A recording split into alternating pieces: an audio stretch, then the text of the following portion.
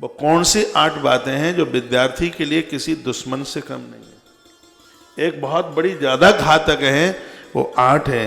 क्या क्या है? काम क्रोधम तथा लोभम, स्वादम श्रृंगार कौतुके, अति निद्राति सेवा च विद्यार्थी हृष्ट वर्जये।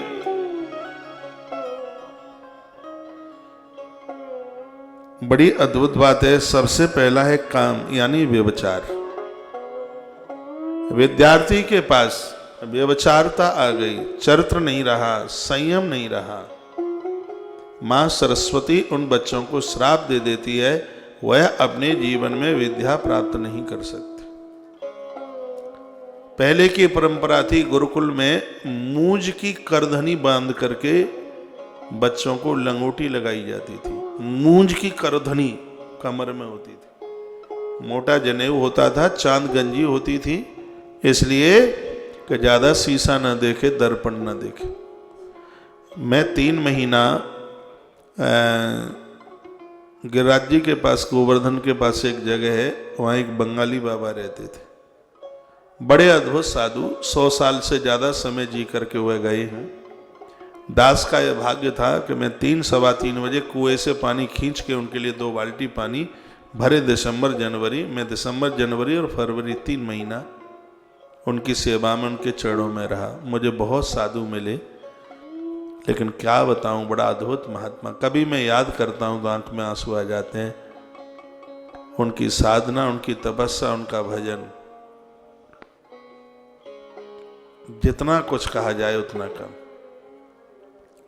वो कहते थे, बेटा हमारा एक मंत्र ले लो। मैंने कहा महाराज जी बोलिए, गुरु जी बोलिए। का कुछ समय तक परहेज कर लो, दर्पण मत देखो, शीशा मत देखो। तो मुझे कंघी लगाने की जरूरत होती थी, उस समय बाल बहुत ज़्यादा घुंघराले और बहुत घने बाल होते थे। मैंने कहा महाराज जी माथे पर यदि चंदन तिलक लगाएं तो? वो बोलते हैं कटोरे में जल भरो, उसमें अपना प्रतिबिंब देखो और माथे पर तिलक लगा लो। वो कहते हैं कि दर्पण देखने से शक्ति क्षीण होती है, रौनक क्षीण होती है। वो बोलते थे, उनकी जो कही गई बात शास्त्रोक्त बात थी। ग्रंथ में बड़ा अच्छा रूप दिया गया कामम। यदि विद्यार्थी जीवन में बच्चों के अंदर काम व्यभिचार रहेगा, उनकी दृष्टि में दोष होगा, माँ शारदा उन्हें श्राप दे देगी, मटरगस्ती करते हुए जीवन बर्बाद हो जाएगा और उनके पास में कभी भी विद्या चीज नहीं आ सकती। एक महापुरुष की तपस्या से ज़्यादा बढ़कर के विद्यार्थी काल है। मैं विद्यार्थी रहा हूँ, मैं तो आज भी विद्यार्थी हूँ, और यह जीवन चक्र, ये जीवन काल मैंने देखा है। बहुत कठिनाई होती है, सबसे बड़ा टेंशन होता है, पापा इतनी मेहनत करते हैं तब वो कमाते हैं और हमारे ऊपर इतना खर्च कर रहे हो, कहीं मैं फेल हो जाऊं तो देखो पापा को भी दुख होगा, मेरा तो जीवन बिगड़ेगा ही। ये टेंशन बच्चों के अंदर बहुत रहता है, बहुत बड़ा बोझ रहता है उनके ऊपर। ये विद्यार्थी जीवन एक तपोमय जीवन है, तपस्या से भरा हुआ जीवन है ये। और सबसे पहले जो कुठाराघात किया है कामम, यानी व्यभिचार। यह जीवन एक ऐसा जीवन है, मासूम जीवन है, बिल्कुल हल्का सा जीवन है। इसी जीवन में लोग बन जाते हैं और इसी जीवन में लोग बिगड़ जाते हैं। इस समय में यदि कोई दोष आ गए तो मृत्यु पर्यंत तक वो दोष खत्म नहीं होते। कितना भी जोड़ लगा लिया जाए, जैसे सफेद कपड़े के ऊपर कालिमा लग गई है तो चाहे जितना केरोसिन डालो लेकिन वो कपड़ा फट जाता है, लेकिन धब्बा नहीं मिटता। ये वही स्थिति हो जाती है विद्यार्थियों के जीवन में। यदि व्यभिचार ये सब चीजें आ गई तो उसके जीवन का पतन हो जाएगा। इन सब चीजों से उसे बहुत दूर रहना चाहिए। गायत्री का जप करने वाले लोग, बच्चे अपने आप में बड़े संयमी होते हैं। इन सब चीजों को वो जीत के बता देते हैं। इंद्रियों के बस में वह नहीं, इंद्रियां उनके बस में होती हैं। पहले स्कूलों में ये सब बताया जाता था, गुरुकुलों जैसी पद्धति के साथ में वो क्लासें चलती थी, जो कि आज देखने को वो नहीं मिल रही। और मैं श्लोक बोल करके बात कर रहा हूँ। लिखा है विद्यार्थी के लिए कामम, यदि उसके जीवन में व्यभिचारता होगी, माँ शारदा उसको श्राप दे देगी। फिर है क्रोध। हम विद्यार्थी के जीवन में यदि क्रोध, आजकल बच्चे बड़े फुनफुनाते हैं, छोटे छोटे बच्चे, क्रोध नाक के ऊपर रखा रहता है, उनमें सहन शक्ति नहीं है बिल्कुल भी। क्रोध और विद्यार्थी जीवन में तो जन्मजात का बैर है। उनके जीवन में काम, फिर है क्रोध, लोभ। माता पिता ने पढ़ाई के लिए पैसे ट्यूशन के लिए दिए और वहां वह जमा करता नहीं है, वो पैसा अपने पास बचा करके रखता है ऐमालों के लिए, दूसरे खर्चों के लिए। माँ सरस्वती उन्हें श्राप दे देती है, उनके पास विद्या कभी भी चल करके नहीं आती। जीव चटोरापन। हमने अपने संघ के उन मित्रों को समय बहुत देखा था, वो बीच में घंटा बजा, 5-7 घंटों में वो 2-3 घंटे वो गायब ही रहते थे। बाजार के भल्ले, टिकियाँ, समोसा वो जाते ही थे। इसलिए आज कभी कभी आते हैं वृंदावन में, माथा पकड़ करके रोते हैं, और 40-45 साल की उम्र में टेसू जैसा मुंह, लगता है कि 80 साल के बुढ़ा हो गए। हमने कहा ये क्या हो गया, बस पूछो ही मत। हाँ, उस समय तो हम तुम्हें पागल समझते थे, लेकिन हमें तो आज पता लगा है कि तुम बड़े बुद्धिमान निकले और हम 1 नंबर के मूर्ख निकले। बोलते हैं, देखा हमने, वो कोई तो पिक्चर नहीं छोड़ते थे। धनवान बाप के बेटे कि पापा तो ऊपर चले गए, अब क्या करें। जो था शराब का नशा लग गया, सब खत्म कर दिया, बड़े परेशान है।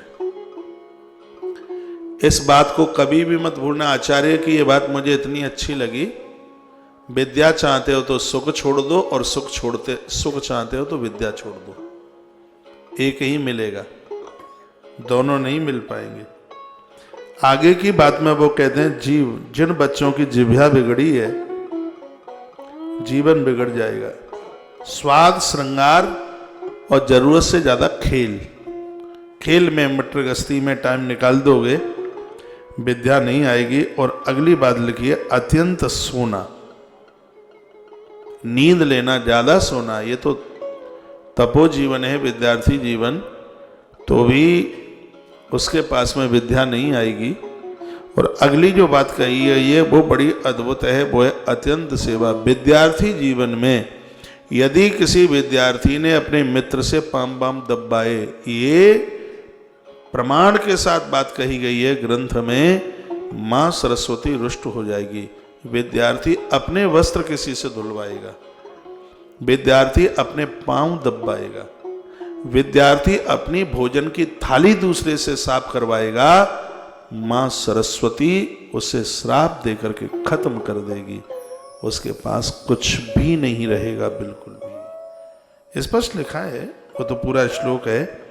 यदि वो सेवा चाहेगा, अपनी थाली, अपनी जूठी पत्तल उठवाएगा, अपने पांव दबाएगा, अपने वस्त्र धुलवाएगा, विद्यार्थी इष्ट वर्जित, 8 चीजें विद्यार्थी के लिए वर्जित है। अति निद्रा, अति सेवा च विद्यार्थी रष्ट वर्जित, सब लिखा हुआ है। सेवा, सोना, श्रृंगार, अति नींद, लोभ, स्वाद, काम, क्रोध, ये चीजें विद्यार्थी को खत्म कर देती। ये सब उस समय गुरुकुलों में देखा जाता था। गुरुकुल में विद्यार्थी गुरु महाराज की सेवा करते थे। ये नहीं है कि जो सीनियर लोग हैं वो छोटे बच्चों से।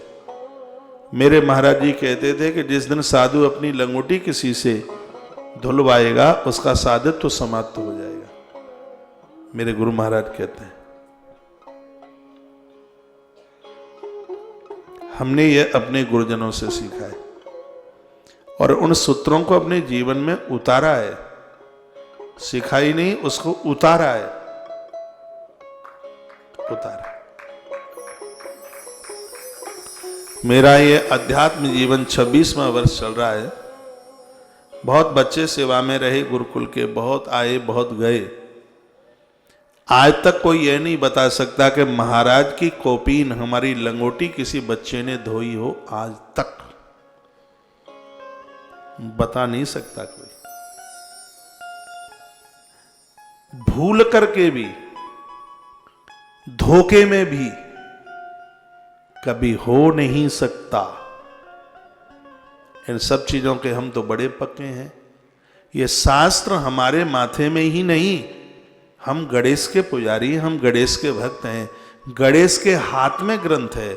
गणेश के हाथ में ग्रंथ क्यों है? भगवान गणेश हाथ में ग्रंथ इसलिए लिए हैं, वो कहते हैं कि ग्रंथ की बातें माथे में ही नहीं, ग्रंथ की बात हाथ की क्रिया में होनी चाहिए। उसको क्रियान्वित करो, सिर्फ वो बोलने से ही काम नहीं, उसको पहले तुम करके दिखाओ।